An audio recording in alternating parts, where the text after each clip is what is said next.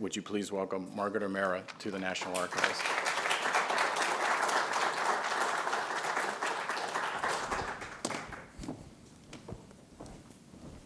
Thank you so much, Tom, and thank all of you for coming out today and to the National Archives. I've been to the archives as a researcher. I have been here as a citizen, as a tourist, as a former resident of Washington, D.C., and a resident of other parts of the United States, and it's just such an honor and a pleasure to be here as a speaker and to talk about my book, Pivotal Tuesdays. I'm also so pleased that you all have exhibited this interest in such an obscure subject that no one ever seems to pay any attention to, presidential elections. Why can't we get the papers to write about presidential candidates? I don't know. But more seriously, we're more than a year away from Election Day, 2016. Or maybe less than a year now, aren't we? But we've already seen some remarkable moments emerge in this election cycle. We've had a huge celebrity who put the political establishment on the run, a whole slew of outsider candidates on both the right and the left ends of the political spectrum. We're seeing how new media, social media, is changing campaigning, changing the way that candidates and their campaigns communicate to voters, the way in which voters interact with one another and interact with the people who want to be their president.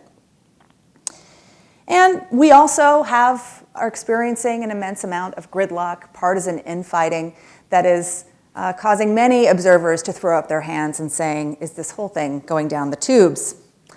Well, is it? What's new about 2015 and 2016? What's not? What can we learn from earlier presidential elections that will help us make sense of this one? So, this is a book about 4 elections that occurred between 1900 and 2000. And of course, there were a lot of elections that happened. Hold on a second. I think I'm going to need to go back to our slideshow.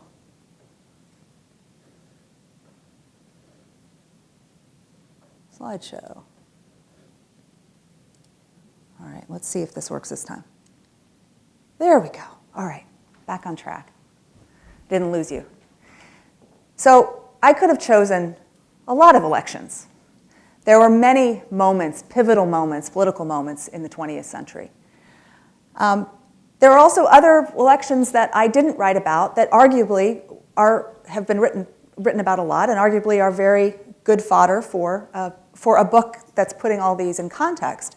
I could have written about the election of 1948 when Strom Thurmond bolted from the Democratic Party to run as a states' rights candidate. I could have written, of course, about 1960, the election between John F. Kennedy and Richard Nixon.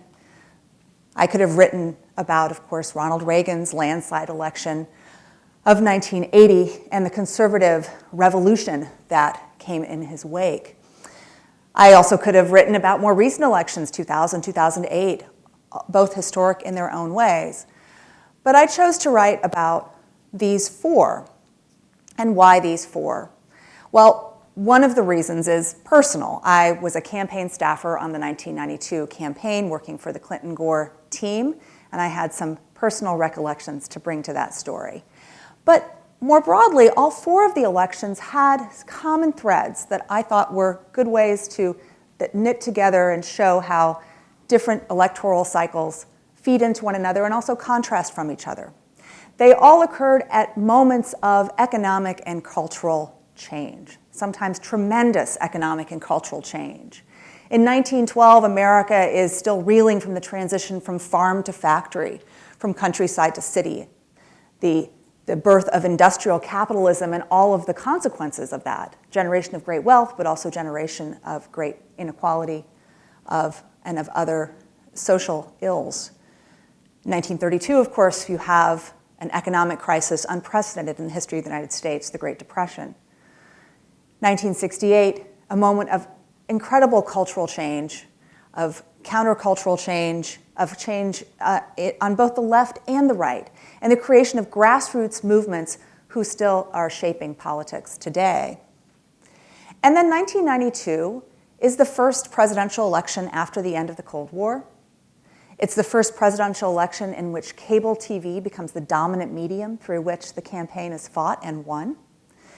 And it also is the first election with a baby boomer generation president and candidate, where different issues become salient in the campaign and in the election.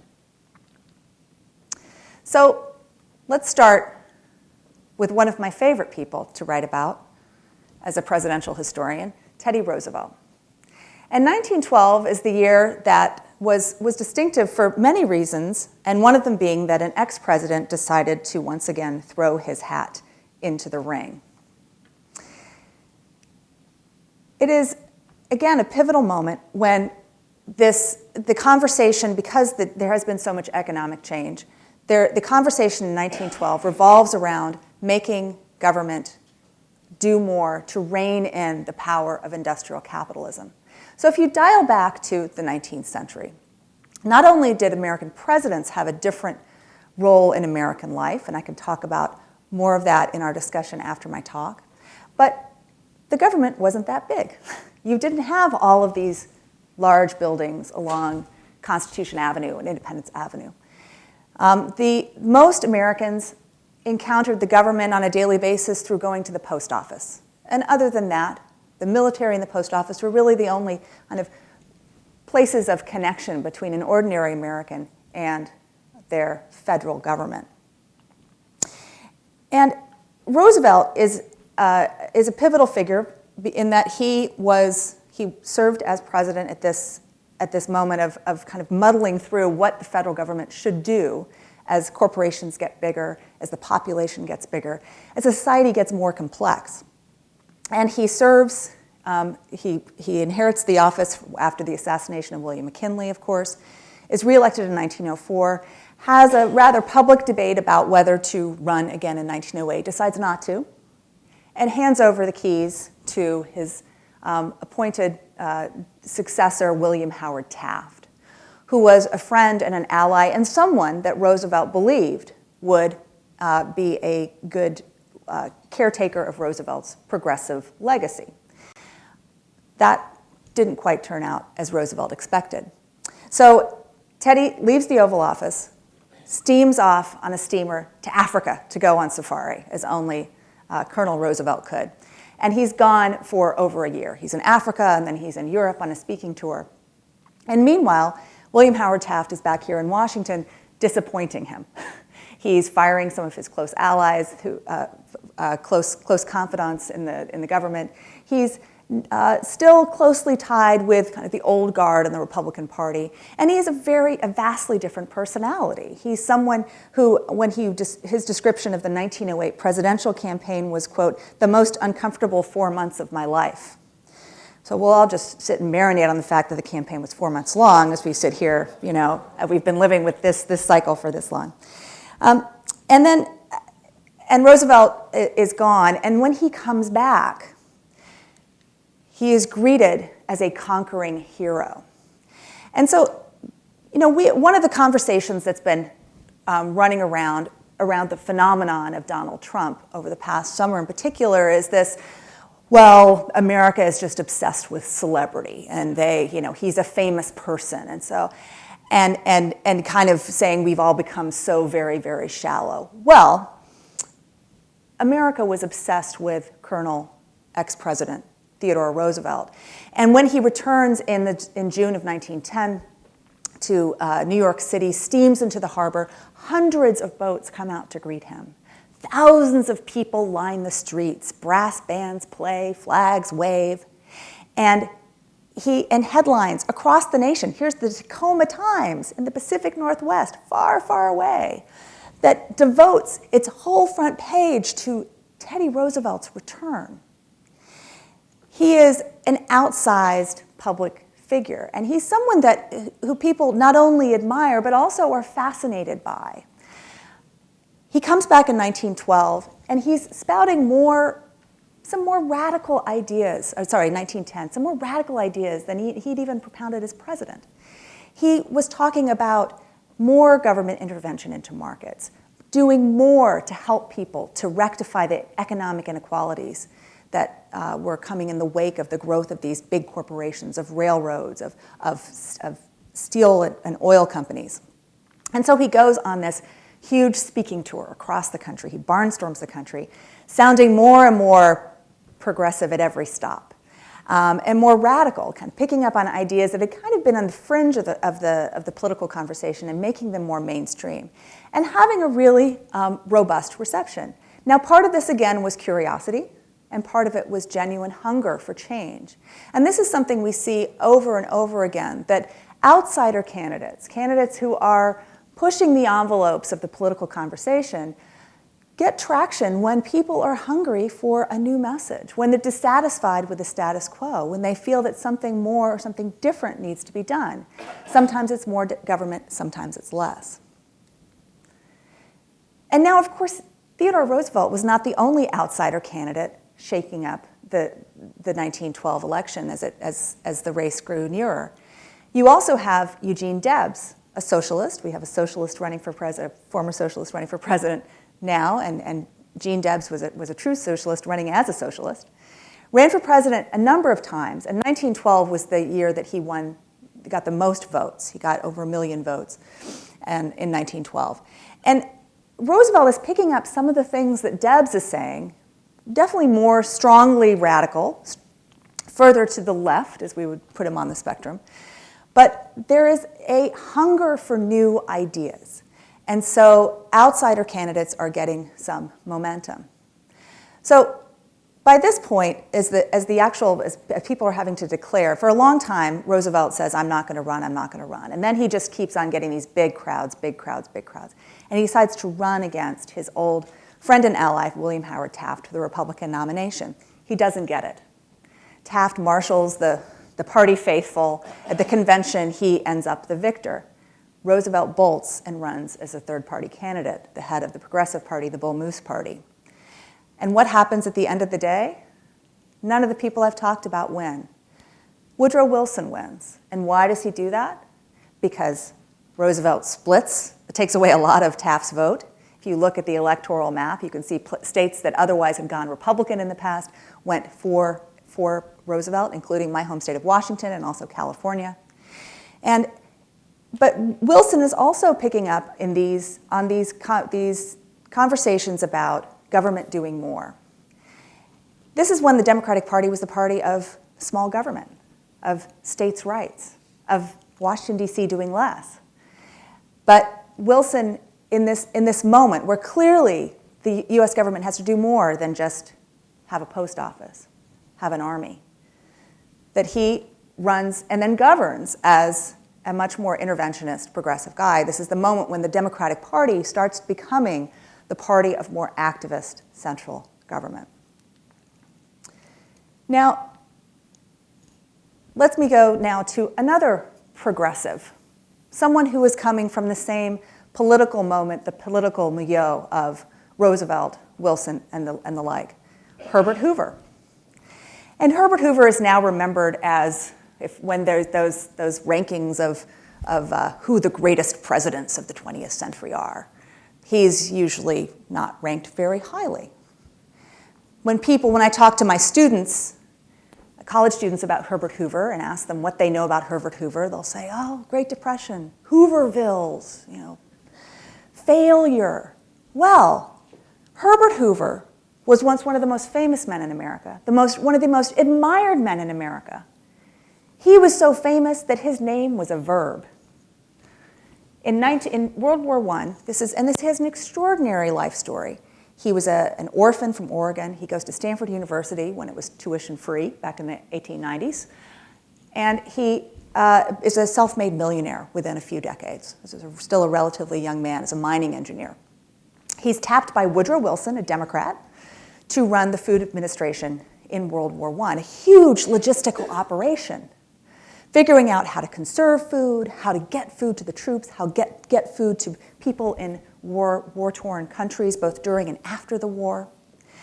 And housewives would talk about Hooverizing and when they were economizing on food. He then goes on to become Commerce Secretary, in the 1920s, and then is elected president in 1928. And so not only is he renowned for his managerial expertise, he's really good at running things and taking a real thorny logistical problem and making it work. But he also is a master of media. He's really good at working new media. This is a guy in 1928 who has talking motion pictures as a campaign ads using talkies. They'd only been out for a year. So rather than being this kind of fuddy-duddy failure, Herbert Hoover was a modern man. He understood the power of words, the power of images, the power of messages. He once said, "The world talks in phrases. The world lives by phrases, and we are good advertisers." He understood that politics and policy was something that could and should be packaged as if it were a consumer product, that there were very precise ways to target and market to people. So again, was very forward-thinking. Another person who was acutely aware of public image was Franklin Delano Roosevelt. And he became so acutely aware of this in large part because he had to work very, very, very hard to project an image of himself that was at odds with reality. As we all know, he contracted polio in the early 1920s, was disabled for the remainder of his life, and went to great lengths to disguise the fact that he could not walk unassisted. I love this photograph, which is a rarely seen photograph, and I wish that I'd had the rights in time to get it into the book. But this is a picture of Franklin Roosevelt as shortly after being elected governor of New York, and in a classic Roosevelt pose where he is projecting strength, projecting confidence. And of course, he's leaning on a cane. People knew he had polio. People knew that he wasn't completely able, but it was very important to convince voters and to convince the press that he was up for the job, not only the job of governor, but then the job of president. But if you look very, very closely here, you'll see there's a second cane very artfully concealed behind his leg. He is holding himself up with all of his strength, trying to look casual, to keep himself upright. So in 1932, you have two modern politicians who are masters of new media, who understand the power of image, the power of short phrases, of sound bites, even though sound bites were a little longer than they are today. They probably, both Hoover and Roosevelt probably would have been very good at Twitter, perhaps. But the game has changed. And so you can be the master of message, the master of political communication. But if reality is at odds, no amount of phrases and images can work against a hard economic reality of the Great Depression. I should give it an additional note about this photograph, which is a soup kitchen in Chicago run by Al Capone. So the Great Depression is of such a magnitude, such a collapse, a crisis of capitalism that has not been encountered before in American history, that it completely floors Hoover and all of his advisors, and frankly, political professionals on both sides of the aisle, of its magnitude, its duration, and the fact that all the old remedies didn't work. Hoover actually, again, the master of phrases, as the economy started going south, he said, we can't talk about this as a panic. We can't talk about it as anything but a depression. A depression was understood to be something that wasn't that bad. It was just a depression, not falling off a cliff, just a depression. We'll come out of it.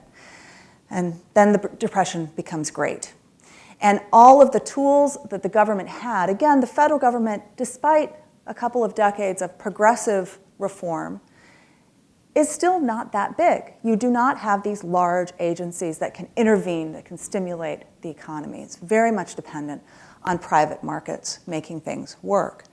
And Hoover did not realize this until too late. And by the time that his administration was making more serious interventions in the economy, and they did, the Reconstruction Finance Administration, for example, is one example of a Hoover-initiated piece of the New Deal.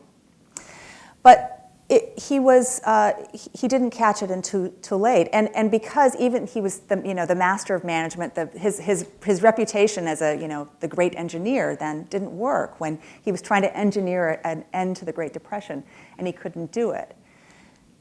Roosevelt takes advantage of this masterfully.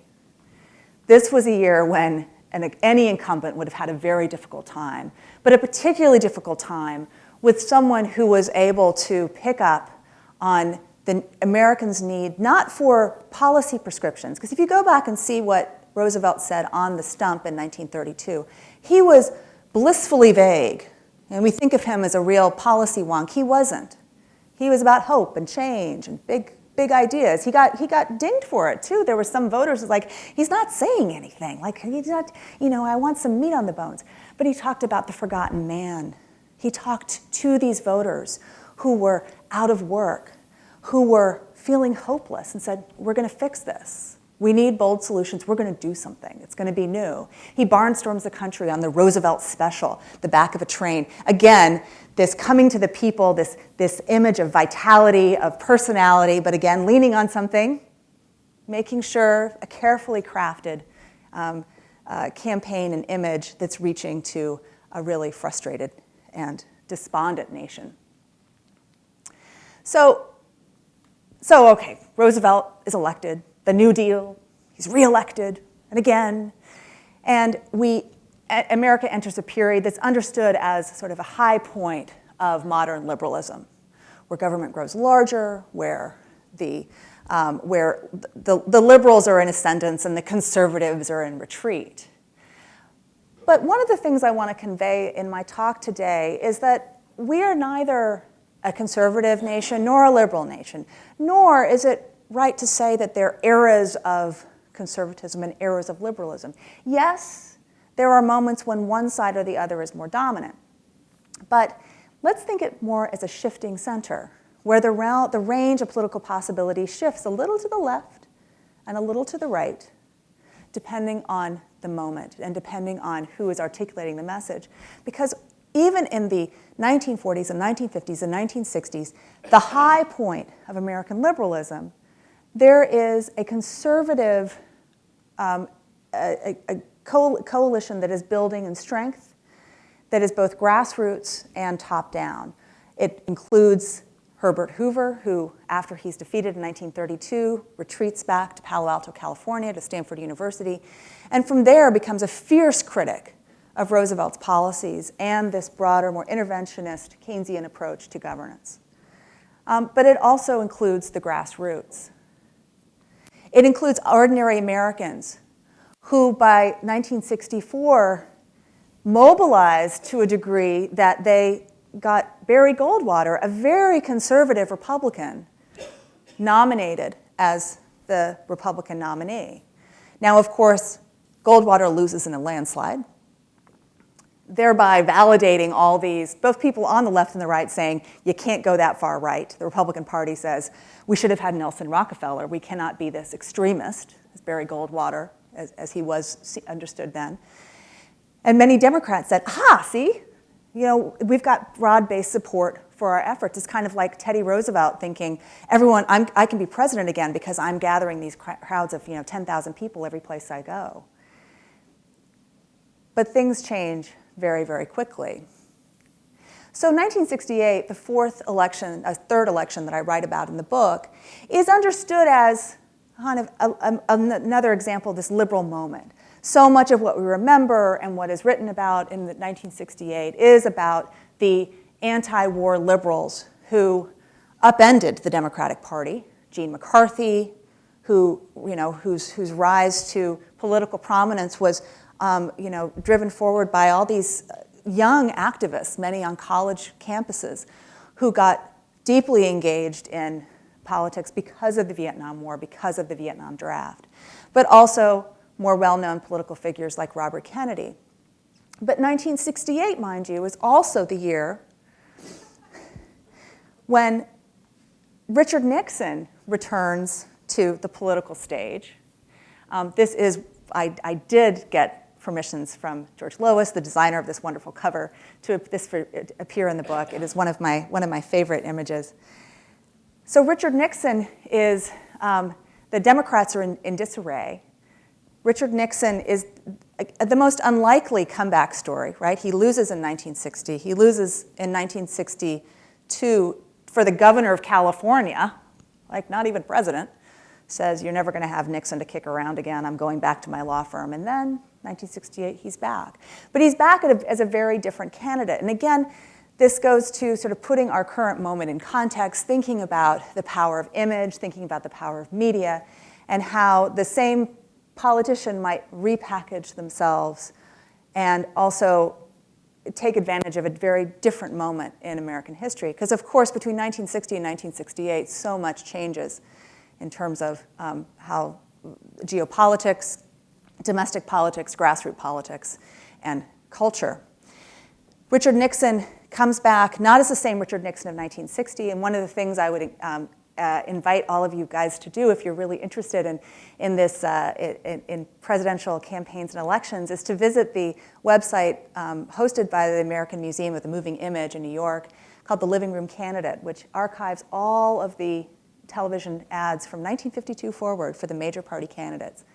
And just for fun, compare a 1960 Richard Nixon ad with a 1968 one. The Nixon 60 ad is very traditional, very kind of the time. It's black and white, all these ads. It'll usually involve him sort of standing like this, or trying to lean on a desk, looking casual, and talking straight to the camera and saying, something serious about an issue of the day. It's not particularly charismatic. There's there are no jingles. There's nothing. It's very straightforward, not particularly glamorous. 1968 ads, it's like MTV. They're Technicolor. They're these very fast clips, jangly music. Richard Nixon appears nowhere in them. You just hear his voice saying something very authoritative, paternal, about law and order or the need to end the war in Vietnam. His Vietnam ad is masterful. You can't figure out if he's anti-war or not. It sounds like he's a real peacenik. And so that becomes one key to Nixon's victory. But the other key, and this is another important thing to think about, and this is quite honestly the main reason I didn't write about 1980 is because so much of the story of American conservatism, modern American conservatism, can be read into the story of 1968. You see the groundwork being laid for what happens in 1980.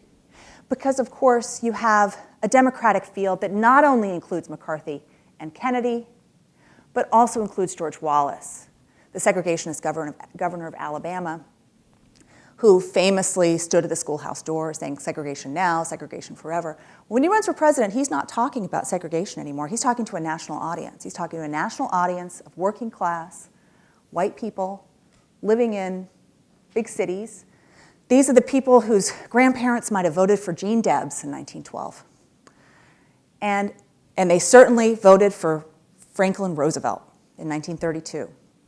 And he's not talking about segregation, but he's talking about rights. He's talking about freedom, talking about taxes, talking about individual freedom and how the government is stomping on it. And it is a very powerful and remarkably effective message. He's picking up on messages that Ronald Reagan used in 1966 when he ran successfully for California governor about law and order, about the need for smaller government.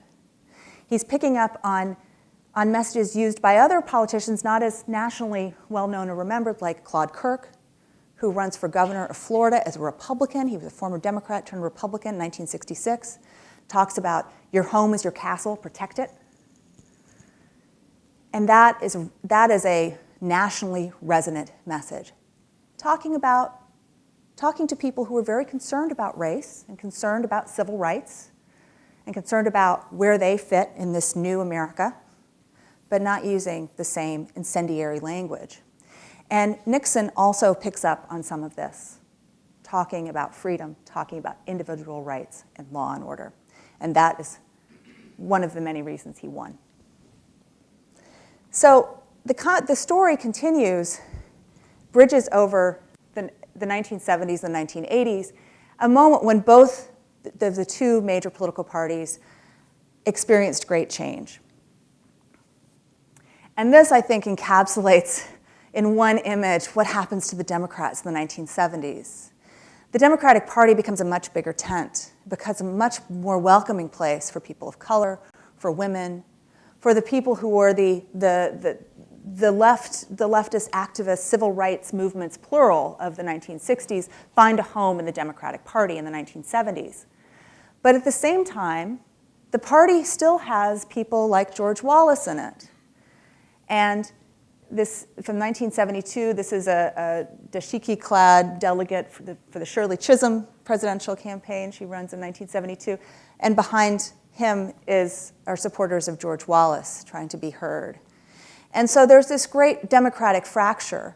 And ultimately, the George Wallace supporters, the South, leaves the Democratic Party. And this, without the South, it is impossible to win nationally. So,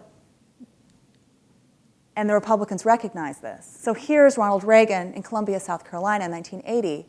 This was not Republican territory 20 years before at all. And now it is. So the reddening of the South is a significant shift for the Republican Party as well as the Democratic Party. These parties are constantly changing.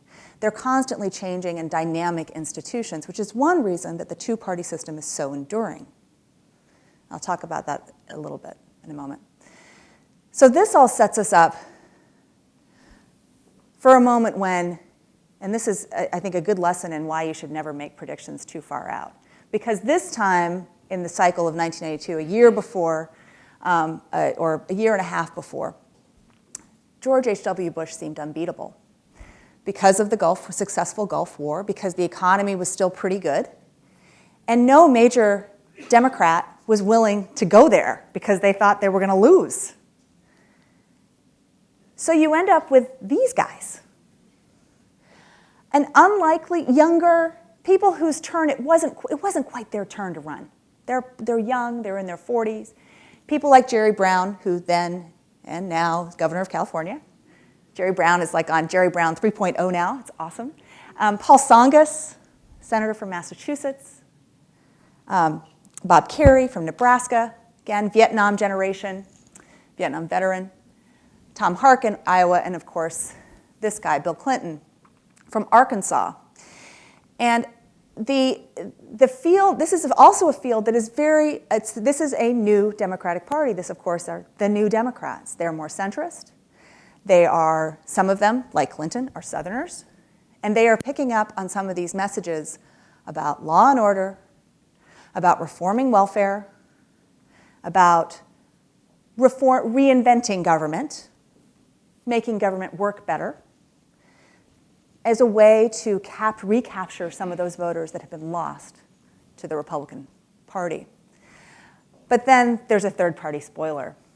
And this is one proof point of what a big deal cable television and CNN was in the 1992 election. And I talk about this a lot in the book. Of course, CNN had been around for 12 years before this election rolled around. But this was the first time when it became a decisive force. This was the new media. And what it did was a couple of things. One was it created the 24-hour spin cycle of news, where you have what Clinton consultant Mandy Grunwald called the beast that needed to be fed stories all the time. So things that were little blips became stories, and they endured from cycle to cycle to cycle. When you've got 24/7 to fill with news, and we're now seeing this, now we have multiple cable news stations that are beasts that need to be fed. So much more stuff is news. You don't have just the news you don't have Walter Cronkite with his 30 minutes. You got a lot of time to fill. So other things come into the cycle. It also requires campaigns to be very, very nimble, to respond very, very, very quickly, sometimes too quickly. And it also feeds on scandal and interesting news, not just the regular news. But the other dimension is it becomes this platform for Ross Perot, who, in a series of interviews with Larry King Live was then, as you all may remember, the kind of marquee must-watch, must-see TV on CNN, was talking about his views of what what the country should do, and then on Larry King Live announces that he's going to run as a third-party candidate for president. And Perot is a very interesting figure in that kind of like, kind of like Teddy Roosevelt is straddling between the two candidates. He's maybe more Republican, than Democrat. That one of the Bush campaign's later the reflection that Bush aides said, we just did not take Perot seriously enough. They knew, many of them knew him from Texas, from way back. They really didn't think he'd have much staying power. And of course, the Bush campaign was the one more deeply hurt by Perot. Less on the issues and more because, again, just like in 1912, just like in 1932 and 68, and just like today, Americans were hungry for outsiders and fresh messages. And this guy punched through the clutter with his folksy Ross Perot-isms and was a very different sort of candidate. People understood this billionaire as a man of the people because he was not adhering to any script. But another reason that the victory eventually went, and with the plurality, mind you, of votes, went to Clinton, was the South. This is a button not produced by the Clinton campaign, but not discouraged by it either. But one thing that Bill Clinton did was he went against, the rules are you usually pick a vice president from some other part of the country. You capture a different demographic, right? He picked Al Gore from neighboring Tennessee. Same age, roughly, same Mid-South demographic, but also a new Democrat, a centrist Democrat, someone who was part of this new wave of the Democratic Party.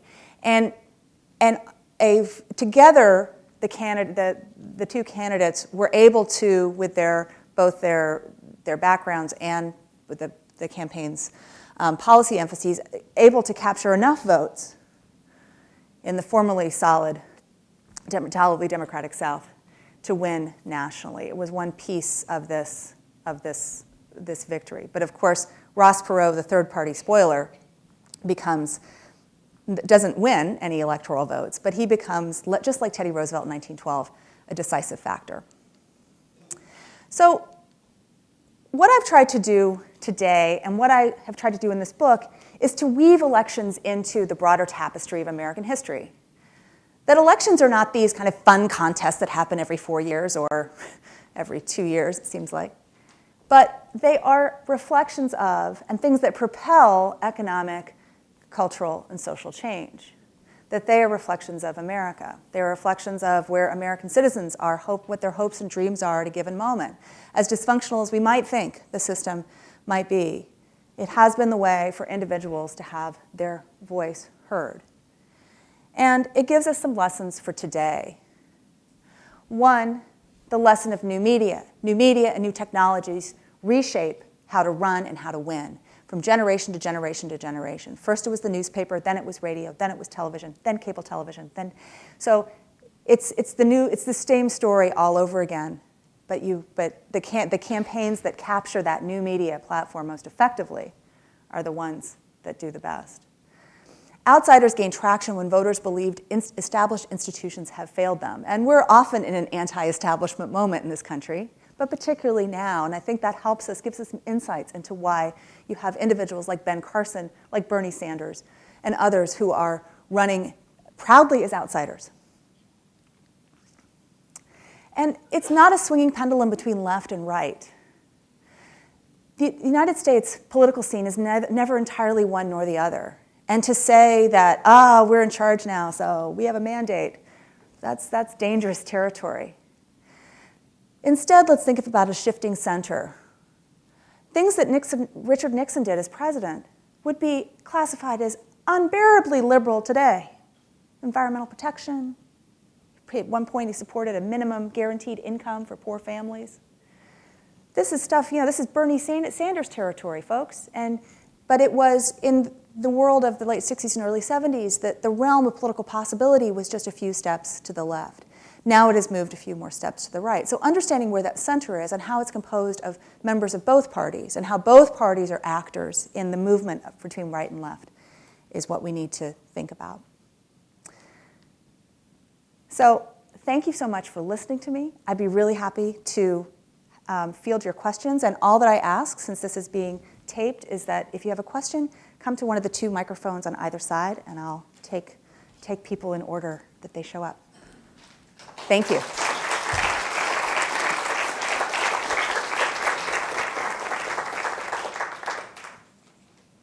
I enjoyed very much the talk, and I'm not going to buy 1 book. I'm going to buy 2 books for somebody. But I just had one question.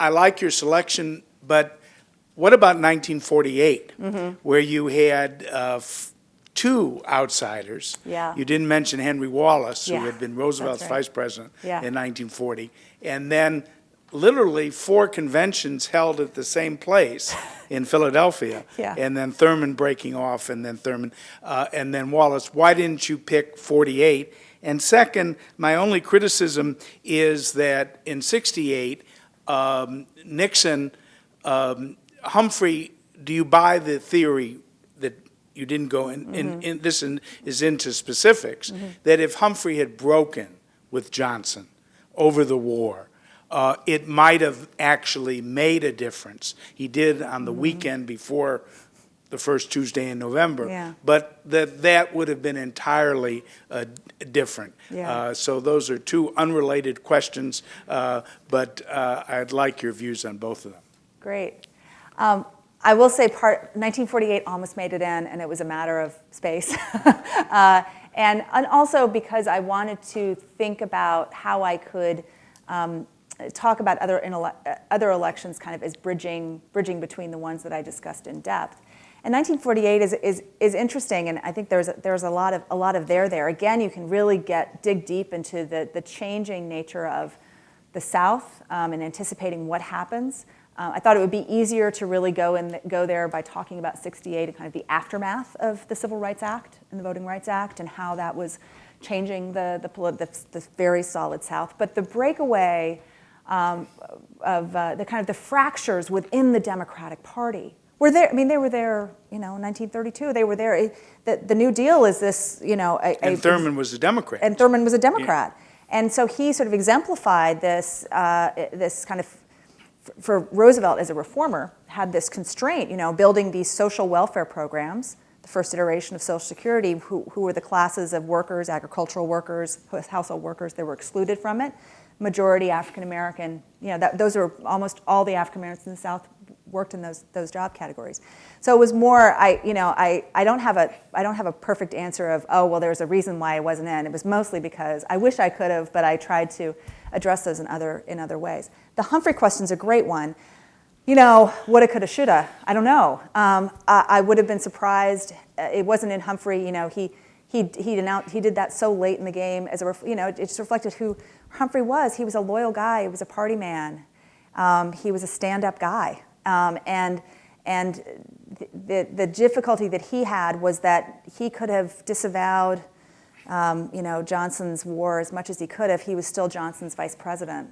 And he also, didn't run in the primaries. He kind of comes in as this candidate kind of to sort of fix the immense, fractures that are happening in the Democratic Party. It's, Robert Kennedy had just won the California primary in June when he's assassinated immediately after. How, and there's been a lot of people who've sort of talked about what if he had lived and who would, and he had been the nominee, how would it have changed? Don't know. There was a lot going on there, and I think we shouldn't discount the power of the silent majority, of Nixon's silent majority, of people who were really anxious about the immensity of social change that they were seeing happening around them. Thanks. Yes? I've often wondered why Teddy Roosevelt was so wrong about William Howard Taft. Is it a case of Roosevelt seeing what he wanted to see, or did one or both of them change? That's a great question. The Roosevelt-Taft friendship is just a fascinating one. It itself is a subject of books. And Roosevelt was such I see their dynamic as, of course, Roosevelt was the alpha dog of all alpha dogs, and Taft was a pretty, brilliant man. Oh, such a brilliant man, and very, very, Teddy was always one very quick to take credit for things. And Taft was the opposite. He had this stellar career where he just, kind of went from strength to strength because he was just so smart and so good. We're kind of, again, we kind of forget the Taft, the real Taft. He kind of is lost to this. He's sort of seen as this, marginal figure, kind of comical figure. He's not. He's this extraordinary man. But, when people say, so why have you come so far so fast? He's like, oh, I was just, my plate was right side up when things were falling. It was just kind of, I just was in the right time, right place. It's not me. It's kind of the opposite of, a lot of other people who are say, oh yeah, it's all because I'm so smart. But he really wanted to be a Supreme Court justice, which he eventually did. So I think that they had a very convivial relationship. I think that I think that Roosevelt felt that Taft was going to be his guy and just do what he hoped that he would do. And he got in the Oval Office and he said, I'm president. I'm going to not always do what Teddy would do. And ironically, in some ways, you could mark him as he was more progressive. He kind of pushed things in a little more activist direction. But Teddy saw him as a just a party hack and I think Roosevelt just didn't, he hated not being president anymore. He was, wasn't even 60. He was really young, really vital, really, and he just, you can see him going on this barnstorming tour in 1910, 1911, and he's just getting more excited every place he goes, and the crowds are huge. Now, mind you, when you look at read into between the lines of newspaper accounts, and they're observing that there are people who are true believers and there are people who are just curious. They're like, I want to see Teddy in person. So they come out and watch, but they're just watching. They're not cheering. But he really loved the spotlight. He was sort of hungry. And he also, I think, felt that the Taft was not doing enough. That there was, he clearly, in his time away, and particularly his time in Europe in 1910, really kind of soaked in some of these ideas that are emerging in European states about the welfare state, about government, the role of government in industrial life, and had much stronger views about what should be done and he thought that Taft was just a little too much of a status quo guy. Yeah. Yes. Sometimes people think of the word pivotal as synonymous for the phrase turning point. Mm-hmm. So I was a little surprised that you didn't mention that starting in 1932, Democrats had a plurality or a majority in 7 of the next 9 presidential campaigns. Yeah. Starting in 1968, Republicans had a plurality or a majority in 5 of the next 6 presidential campaigns. Mm-hmm. And starting in 1992, Democrats again had plurality or majority in 5 of the next 6 presidential campaigns. But that's not my question. My question really is, is there something about substantial third-party candidacies that exemplify pivotal election? And should we expect that this coming election will be pivotal only if there is a substantial third-party candidacy, mm-hmm. and probably not otherwise? That's a super question. I hadn't thought about it in that way, but I think that's right so third parties. Richard Hofstadter, one of my illustrious predecessors in the history, professor of business, once said, third parties are like bees, they sting and then they die. And they sting. And I think that that a third party candidate or independent, and a third party figure can be someone like George Wallace, who's a candidate of one of the 2 major parties, but is kind of pushing the whole conversation in a different direction. When they gain traction, it usually is a reflection of the fact that the economic mood is, there's economic instability, there's change, enough change that people feel that they really need something different than what they're getting. And you also see this a bit in 2000 with Ralph Nader, where a lot of Nader voters beforehand, one of their reasons was they would say, well, Gore and Bush, there's no difference. They're just two guys. I think George W. Bush showed everyone that he wasn't the same president as Al Gore. But there was this real kind of belief that you have these 2 kind of establishment parties, and they weren't really offering fresh solutions. But when these outsiders, the sting of the bee, of the third party bee, is that they get these to the 2 major parties, and again, the durability of our modern party system is one of the reasons that it's so durable, is because it kind of accommodates the Ross Perot platform. Talking about the reduction of the national debt, for example, talking about just fiscal responsibility was something that Ross Perot got both Bush and Clinton. They had to talk about more than they were talking about it before. So you do have, I have to think more about this sort of correlation causality, because I think there is something to that. When you think if you're really sort of pivoting to a different political era, it's in part because the parties themselves are finding a way, even after the election, to kind of accommodate the voters that were supporting this independent candidacy. Yeah. Hi, Professor O'Mara. Thanks for an engaging talk about a probably even more engaging book. I don't have the knowledge of my constitutional lawyer friend of David, who asked the previous question, but I'm going to follow up on that. And ask you to use the crystal ball that you don't have. Yes. You did a very good job today of using history to understand the present. So now we're going to take you to the Republican field of the 782, or however many it is today, people running. If you were forced to make a guess today, okay, and it's going to be a two-pronged question. On television later. The two-pronged question is this. Who do you see at the end of this emerging as a Republican candidate, and why? Or, if you have a why. And do you think if it's not Donald Trump or Ben Carson, would either of them be encouraged by their support, even though it's so early in the cycle, that they might run based on their support? And then the easier question, when you come back up, I always ask, you spend so much time with these presidential candidates and presidential winners. Do you have a favorite or a non-favorite, or both? Yeah. Thanks. Crystal ball, well, it's always dangerous to have a history professor with a crystal ball, right? But I think there's some patterns. I would be, and my read is based on, thinking about history. I would be very surprised if Ben Carson or Donald Trump ended up being the nominee. Now, in 1963, people would have been really surprised if Barry Goldwater had been the nominee. But I do think that whoever is the Republican nominee will be someone that is going to have to accommodate some of the message, the use of media, that some of these outsiders that have gotten all the attention have gotten. Now, they're obviously, in the general, everyone moves closer to the center, right? So everyone's kind of running for their base. But the primaries are going to be really interesting. And I think what makes this crystal ball particularly cloudy this time, and why the field has been so large, is because of the nature of campaign finance and kind of the post-Citizens United era, where if you have one very, very deep-pocketed and enthusiastic contributor, you can launch a national campaign. I think another dimension is the cost of media is different. Donald Trump he's redefined free media, right?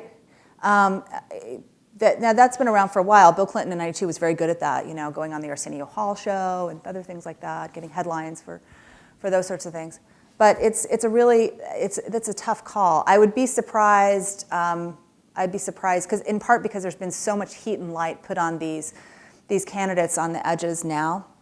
Third party run, all bets are off. I don't know. I don't think you can. People may promise that they're not going to do it, but Roosevelt promised he wasn't going to run either. So there's precedent here. It's hard to pick a favorite. What I'd really love, there's so many great personalities, right? There's a reason that there's a big presidential history business and why we write books and you guys buy books. It's great stories. But what I really enjoy is kind of recovering and uncovering the stories of people who are misinterpreted by kind of conventional wisdom today. Herbert Hoover is an example of that. And then other stories that really showcase their humanity. One of the things that I learned, and one of the reasons I teach this as a history professor, is because I worked here as one of the kids that come to Washington every year to work in the executive branch or work on Capitol Hill. And when you are, even if you're young and you're a small person in this political machine, just being this close to lawmaking, policymaking, and leadership gives you a very different perspective on power. You realize these are human beings. The presidency, it's on-the-job training. There's no president school you can go to. And it is extraordinary. Everyone's trying to do the best they can. We may disagree on how they're doing or what they believe is the best. But it is these are human beings, and they are ordinary men, and we hope there'll be more women that join them in the coming years that are just trying to figure out how to run the largest, most powerful country on earth. And it is a daunting, daunting job. It amazes me that people wake up in the morning and say, I could be president. I don't think I'm going to be running anytime soon. It's a big, big job. But to show their humanity and then to remind people that they have this multi-dimensional life story, that with these phases in their careers, that everyone has their up years and their down years. Not a single president, even our two-termers, even the ones that roosted the best of the best, they had moments where things were really, really going sideways for them, where their popularity was going, where all the things they were trying, the spaghetti they were throwing on the wall was not sticking.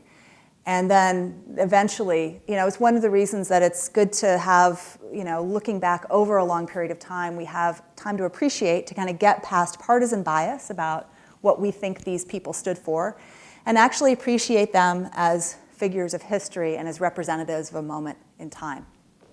So thank you for your questions, and thank you all for coming. It was really great. Thanks.